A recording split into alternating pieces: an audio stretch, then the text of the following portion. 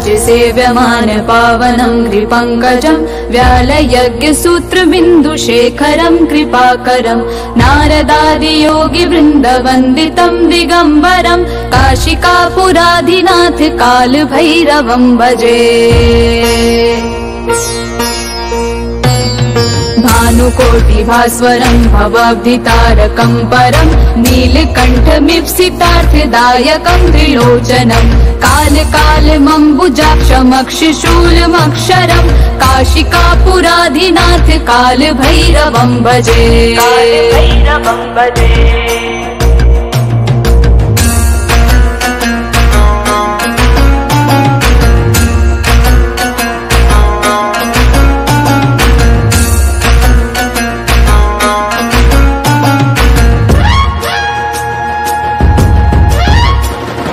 भक्तिमुक्तिदायकं प्रशस्तचारु विग्रहं भक्तवत्सलं स्थितं समस्तलोकविग्रहं विणिक्वनं मनोज्ञहिम किङ्किनीलसत्कटिं काशिकापुराधिनाथ कालभैरवं भजे। धर्मसेतुपालकं त्वधर्ममार्गनाशनं कर्मपाशविमोचकं सुशर्मदायकं विभुं स्वर्णवर्णशेषपाशशोभिताङ्गमण्डलं काशिकापुराधिनाथ कालभैरवं भजे।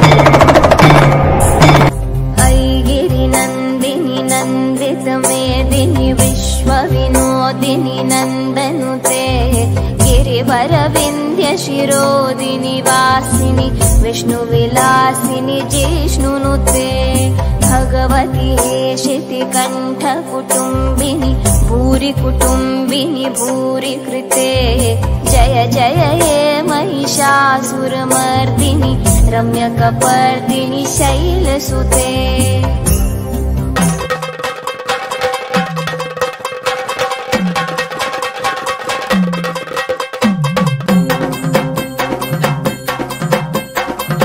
लख पडला प्रकाश दिवट्या मशालीचा गोंधळाला उभा गोंधळी भवानीचा लख पडला प्रकाश दिवट्या मशालीचा गोंधळाला उभा गोंधळी भवानीचा मी पणाचा दिमाग तुटला अंतरंगी आवाज उठला ऐरणीचा सवाल सुटला ह्या कहाणीचा लख पडला प्रकाश दिवट्या मशालीचा गोंधळाला उभा गोंधळी भवानीचा लख पडला प्रकाश दिवट्या मशालीचा